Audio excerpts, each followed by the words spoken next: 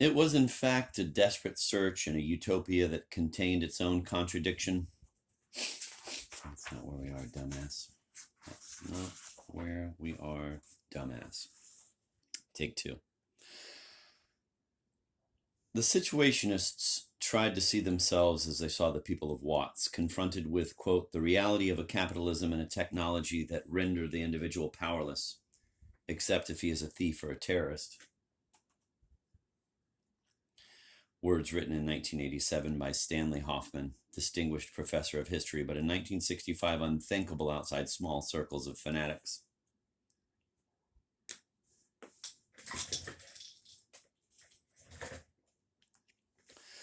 Thus, they practiced intellectual terrorism, and inseparable from that practice was the theft of intellectual property. As a field guide, the pages of their journal were also a laboratory, a testing ground for the SI's experiments with the counterlanguage, with détournement, which the situationists meant to move from new speech balloons on comic strips to a critique so magically true, it would turn the words of its enemies back on themselves, forcing new speech even out of the mouths of the guardians of good and right.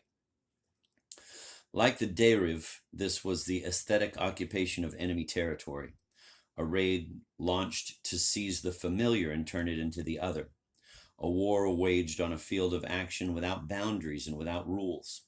When in 1962 the SI discovered that one Wolfgang Neuss, a Berlin actor, had, quote, perpetrated a most suggestive act of sabotage by taking an ad in the paper Der Abend, giving away the identity of a killer in a television detective serial that had been keeping the public in suspense for weeks, end of quote. The group gleefully placed the tiny event on the same plane as it would the Watts riots. Making meaning, or unmaking it, went hand in hand with making history. Détournement was a politics of subversive quotation, of cutting the vocal cords of every empowered speaker, social symbols yanked through the looking glass, misappropriated words and pictures diverted into familiar scripts and blowing them up. Ultimately, Debord and Woolman had said in 1956, any sign, any street, advertisement, painting, text, any representation of a society's idea of happiness, quote, is susceptible to conversion into something else, even its opposite, end of quote. What if you could really make it happen? The spectacle was itself a work of art, an economy of false needs elevated into a tableau of frozen desires.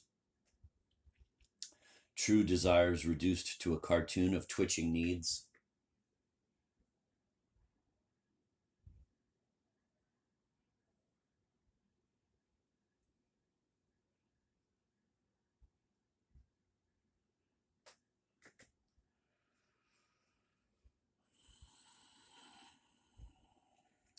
Spreading the bad paper of détournement until it began to turn up everywhere, the SI would devalue the currency of the spectacle, and the result would be a fatal inflation. Then a penny could be a fortune. The détournement of the right sign in the right place at the right time could spark a mass reversal of perspective. The one-way communication of the spectacle reduced all of other speech to babble. But now the spectacle would fall back on itself. It would sound like babble and everyone would see through it. The reversible connecting factors would be grasped. The string would be pulled. The tables would be turned. Every yes would become a no. Every truth would dissolve into doubt, and everything would change.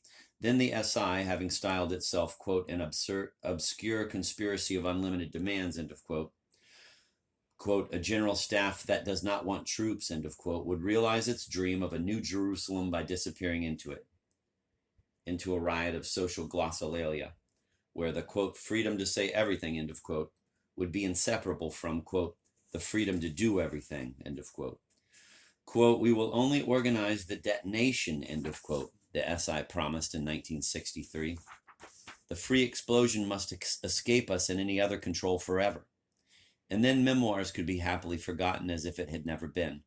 As a memoir that was also a prophecy, the book would have situated itself in advance as an artifact that, once realized, would remain as unknown as it would have proven itself fecund, the secret history of a time to come.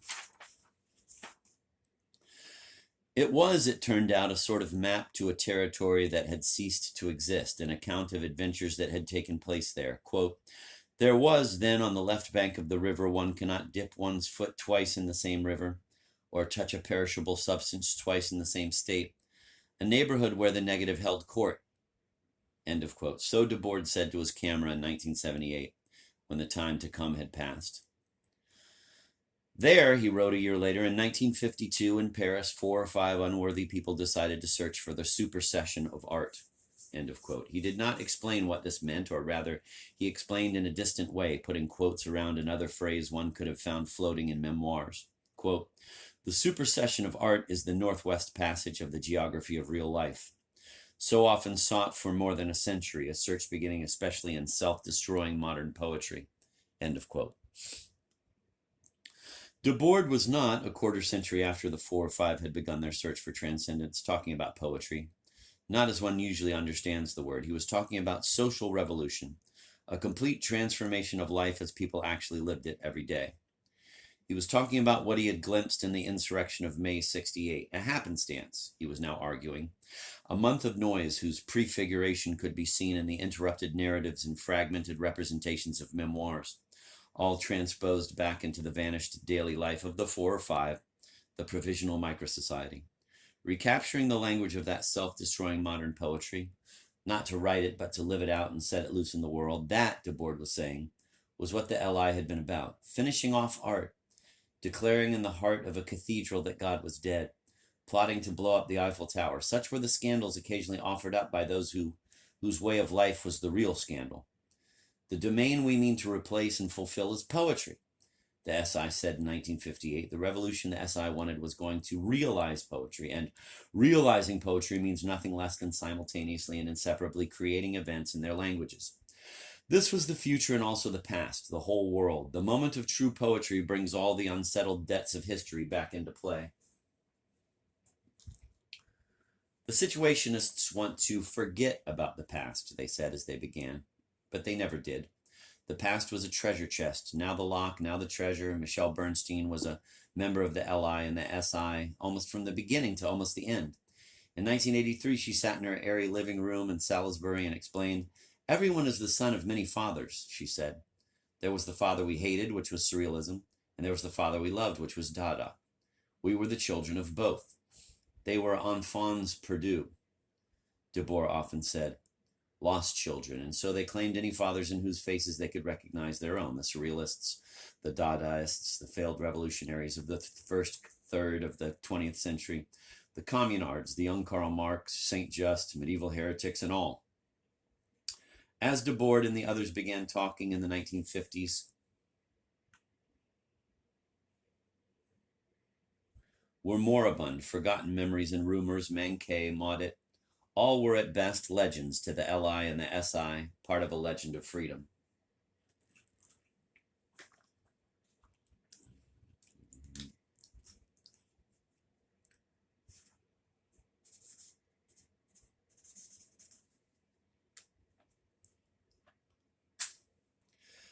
Moved forward through the 1950s and 1960s by Debord's groups, given new names and a new shape, this was finally a legend almost too old to understand, let alone explain. A legend, Debord would helplessly, pathetically say in 1979, of an Athens, a Florence from which no one will be excluded, reaching to all the corners of the earth. Once again, as never before, back to a new Athens, a new Florence, and there, as Richard Holzenbeck prophesied backward in Berlin in 1920, crowds would gather around every dialogue, dramas would be enacted in every street, and we would find ourselves in Homeric times. There, then, as Edmund Wilson prophesied forward in Paris in 1922, we would discover for what drama our setting was the setting. Poetry would be realized, Lautremont's call made in 1870 for a poetry made by all.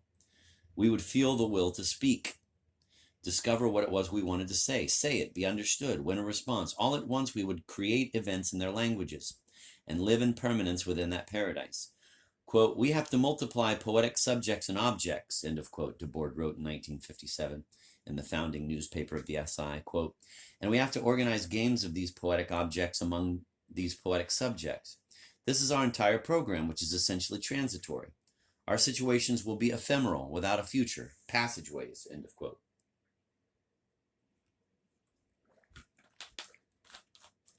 At its limit, Those words are the legend of freedom, the promise that one's words and acts will float free forever. Those words are themselves poetry.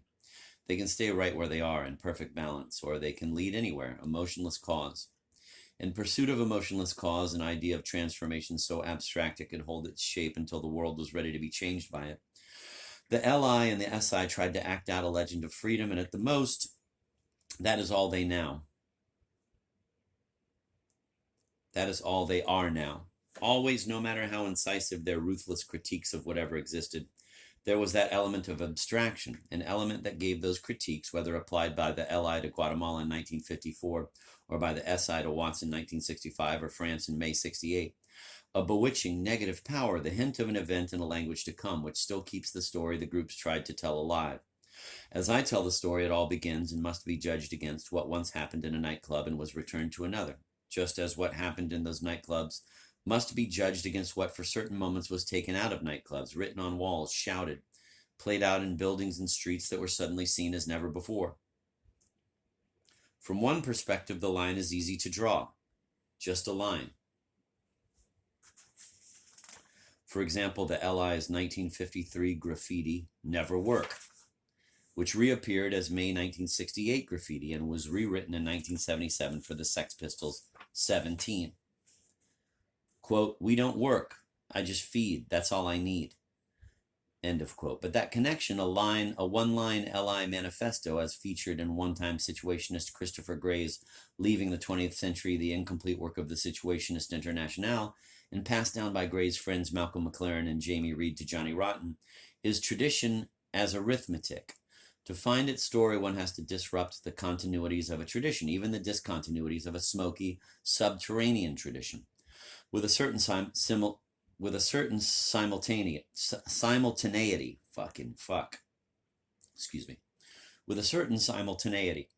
For example, if in pursuit of a negation of their society's idea of happiness, the Sex Pistols found themselves drawn again and again to the verge of data glossolalia, into the realm of self-destroying modern poetry, Memoirs reached the same spot on purpose. Though the convergence was no accident, neither was it exactly the result of a transference. Henri Lefebvre's words are worth recalling. To the degree that modernity has a meaning, it is this. It carries within itself from the beginning a radical negation. Dada, this event which took place in a Zurich cafe, end of quote. Lefebvre was making an argument, not posing a riddle. This negation, he was saying, had persisted, not as an art tradition canalized into an invulnerable future, but as an unsettled debt of history extending into an unresolved past. It didn't matter that as Lefebvre spoke in 1975, the Sex Pistols were forming, or that neither could ever acknowledge the other, as Lefebvre and Debord once acknowledged each other as comrades in an attempt to make a revolution out of everyday life. The Sex Pistols, taking the stage as an instinctive cultural impulse with unknown roots in Memoirs, a studied cultural thesis, brought the debt back into play. As they brought it back into play, they increased it, and then as soon as they consented to disappear from history, the debt, according to its terms, made them, too, a legend of freedom. That bad paper is the only currency in this tale. Lost children seek their fathers, and fathers seek their lost children, but nobody really looks like anybody else. So all, fixed on the wrong faces, pass each other by. This is the drift of secret history, a history that remains secret even to those who make it, especially to those who make it. In the Sex Pistols' hands, and in the hands of those who turned up in their wake, all this appeared as a blind groping toward a new story, driven by the instinctive Dada suspicion that ordinary language could not tell it. In Debord's book, which presented itself as a groping, yet so carefully arranged that a lightly constructed page could have the same effect as a violent pause in a piece of music, it was a conscious attempt to use Dada language to tell the story that language had passed down to him. A story and a language that contained the most abstract and ephemeral legend of freedom he knew.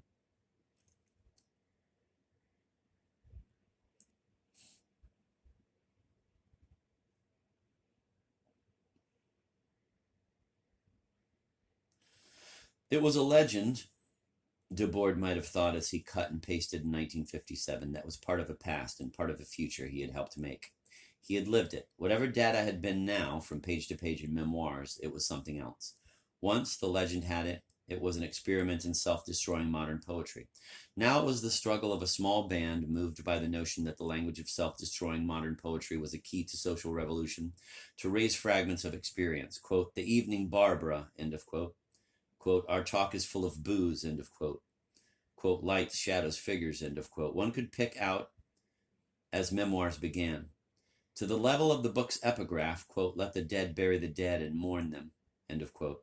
Debord quoted Marx writing in 1853 to his friend Arnold Ruge, just as Marx began by quoting Matthew, who was quoting Jesus. Marx then following with words Debord now made his own, quote, our kind will be the first to blaze the trail into a new life.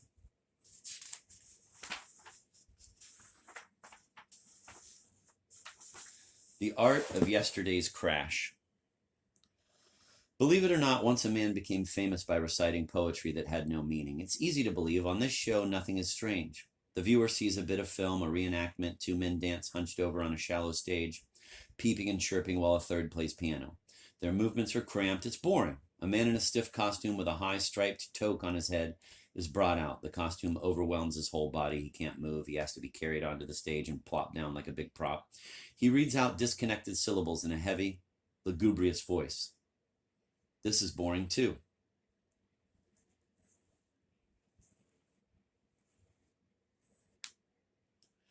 It doesn't make sense when volleys of fruit hurled by the unseen audience splatter the poet. It's not worth it. The dancers come back and tote the man off the stage. This is a quote from TV Guide, April 17th, 1986. Ripley's Believe It or Not, 60 Minutes, included hypnotism in medical science, Hugo Ball's sound poetry, the 5-year photographic journey of a red couch across America, Chef Klin Mahan from Thailand, the space shuttle, repeat.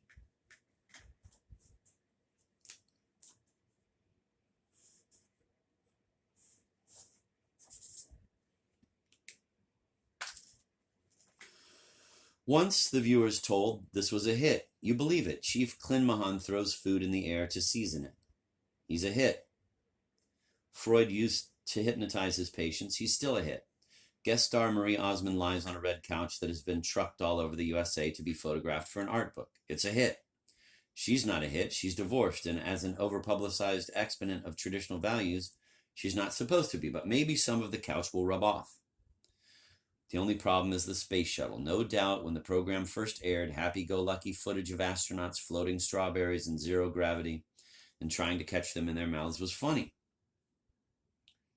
Now, not long after the latest space shuttle has blown 7 astronauts and whatever they had in their mouths along with them, it's not funny. This is hard to believe. This is the sort of tasteless juxtaposition TV exists to avoid.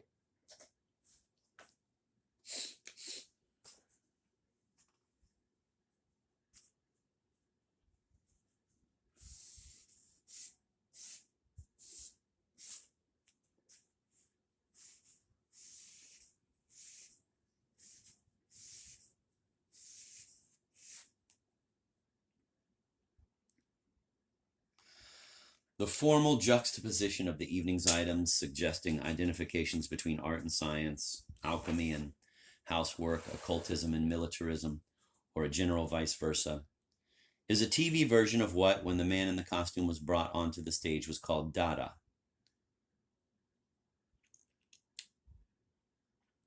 Along with the attempt to reduce all forms to zero, the juxtaposition of seemingly unrelated phenomena was the basic tactic of 20th century modernist art.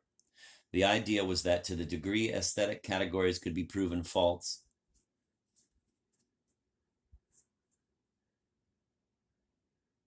social barriers could be revealed as constructed illusions and the world could be changed.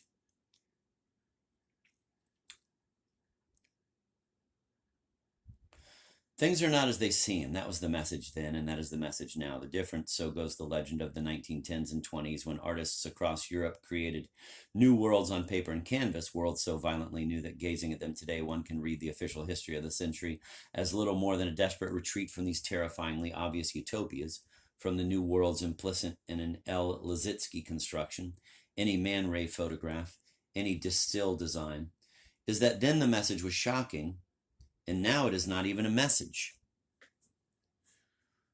What good is thinking, writing, or acting, Henry Lefebvre wrote in 1973, if one's only achievement is to continue that long line of failures? Self-destructions and fatal spells lasting from Jude the Obscure to Antonin Artaud. What good indeed? Are we to step out of history? A college student named Steve Strauss wrote in a 1967 paper I graded. To join hands with eternal wastrels, fops, and dandies? It's easier said than done.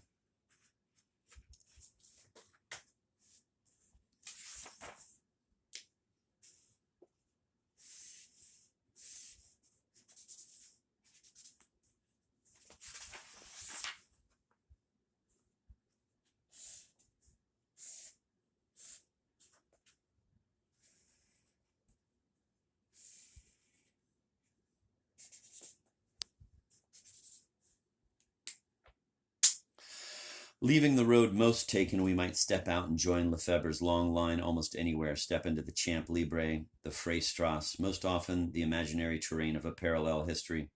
Once the realm of heretics, alchemists, esoterics, since the French Revolution, the domain of political conspiracies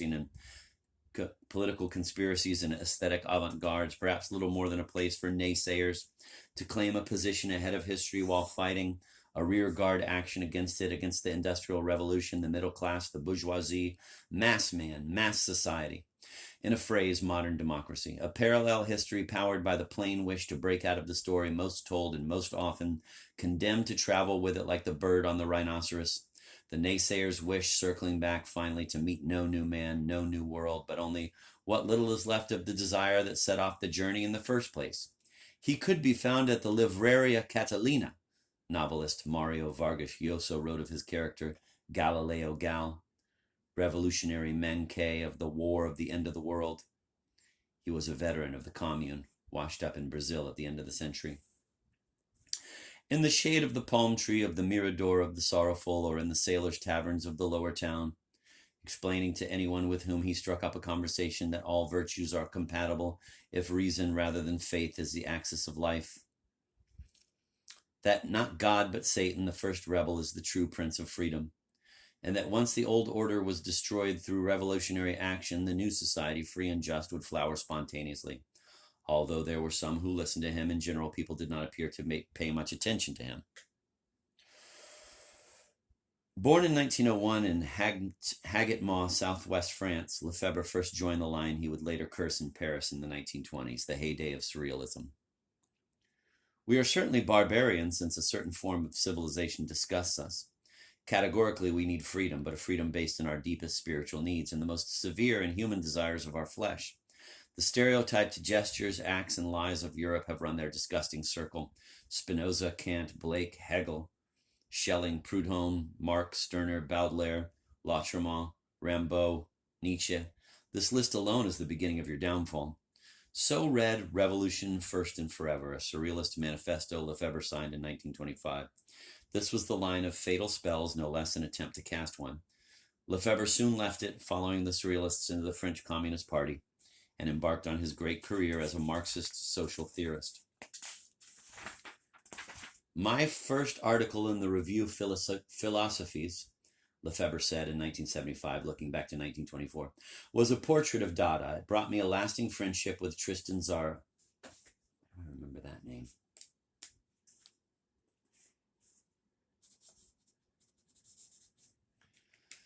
It brought me a lasting friendship with Tristan Tzara. I had written Dada smashes the world, but the pieces are fine.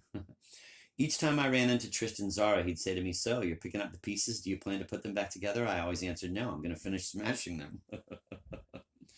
Lefebvre had written a review of Tzara's 7 manifests Dada. The tone was snotty. Yes, Lefebvre had said, he preferred Dada to surrealism, which only bets small change. Literary reputations.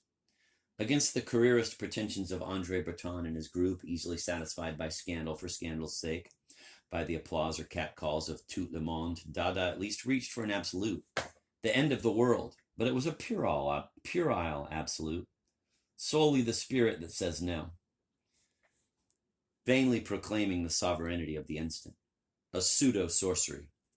As Dada moves to escape all definitions, its negation defines itself all too powerfully as its own negation.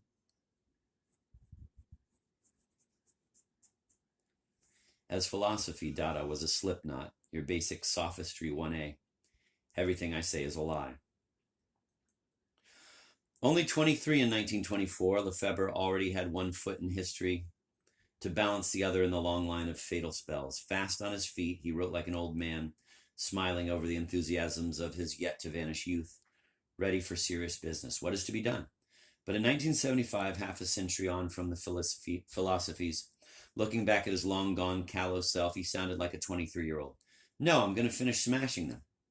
In 1967, he had written even odder lines, leaping out of a sober argument on technics and domination.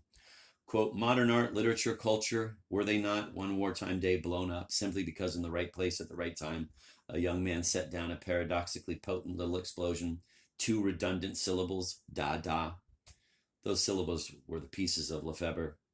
Those syllables were the pieces Lefebvre once promised to finish smashing. Now he held them in his mouth as if they were pieces of the philosopher's stone. What was the old man talking about? He was talking about the Cabaret Voltaire, launched in Zurich on 5 February 1916 in the midst of the First World War, abandoned 5 months after that. Its founders were Hugo Ball, 29, obscure German dramaturgist, poet, lapsed Catholic mystic, Nietzsche acolyte, and future TV personality, and Emmy Hennings, 31, German chanteuse. They were joined by an Alsatian artist named Hans Jean Arp, Tristan Tzara, a Romanian poet, his countryman Marcel Janco, a painter, and Richard Hulsenbeck, a German poet and, when he got around to it, medical student. Formerly, the cabaret had been a bar called the Holländische Mareri, run by one Jan Ephraim, in his younger days a sailor. Today it is the Teen and 20 Disco at the foot of the Spiegelgasse and the Old Quarter. The city of Zurich has put up a plaque under the chiseled word Dadaismus. Someone has scratched, Ne passera pas. Dada will stand.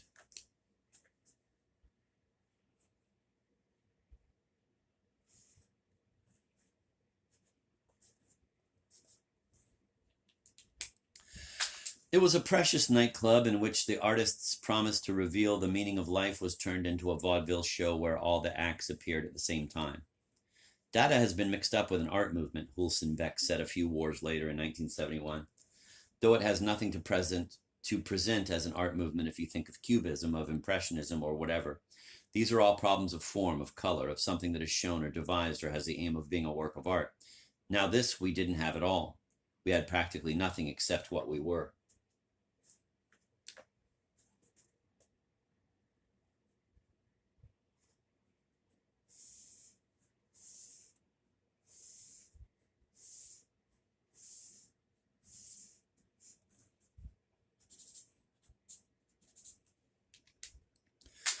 The Cabaret Voltaire was a 6-piece band, Hans Richter wrote in 1964. Each played his instrument, i.e. himself.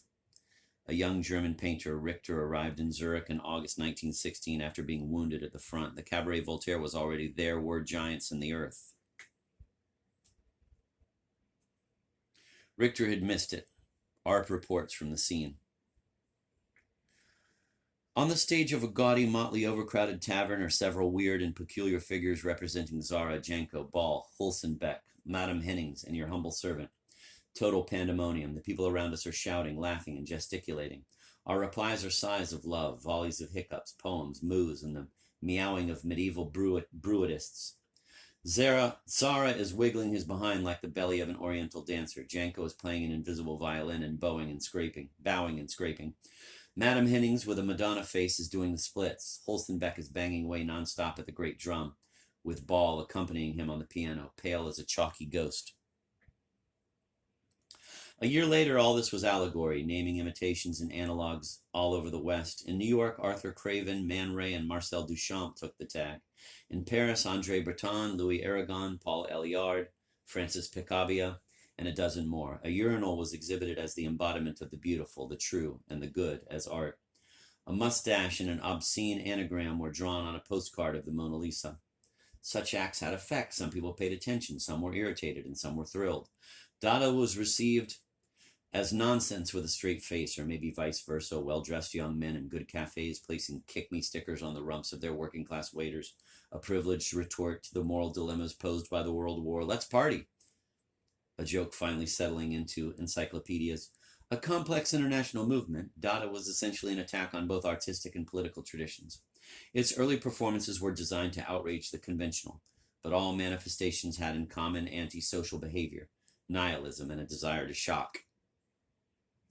Thanks mostly to Zara, a tireless promoter, the papers were full of it. Up to October 15th, he wrote in 1919, 8,590 articles on Dadaism, end of quote. No one has ever checked the figure, which he probably made up, but he was probably right. Still, this had nothing to do with what happened in the Cabaret Voltaire, and it was not what Lefebvre was talking about. The entry in the timetables of history isn't far off, though. Quote, 1916, visual arts, Dadaist cult in Zurich,